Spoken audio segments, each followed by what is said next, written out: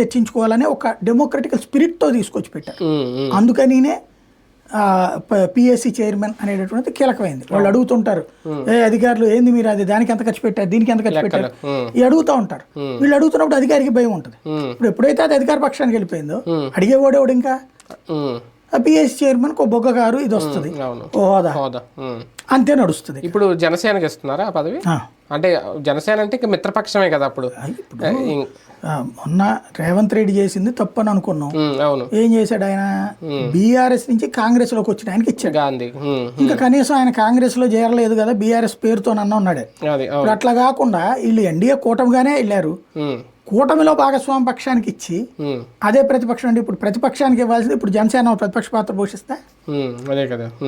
ఒక రంగా తెలంగాణలో ఒరిజినల్ గా చెప్పాలి తెలుగుదేశంకే తీసుకున్నట్టు. అంతే కొలవర్తి ఎవరు? అవును, తెలుగుదేశం తరపున జనసేనలోకి వచ్చినటువంటి ఎప్పటికీ తెలుగుదేశం ఆత్మతోనే ఉంటారు. అంతే. అవును, ఆయన అక్కడ భీమవరం రామాంజనేయులు ఒకరు, నల్లమిల్లి రామకృష్ణ వీళ్ళందరూ పార్టీలు మారినా ఆత్మలు ఇక్కడే ఉంటాయి. అంటే వేరే గుర్తుతో గెలిచిన వాళ్ళు గెలిపించుకున్నారు ఒక రకంగా వీళ్ళు.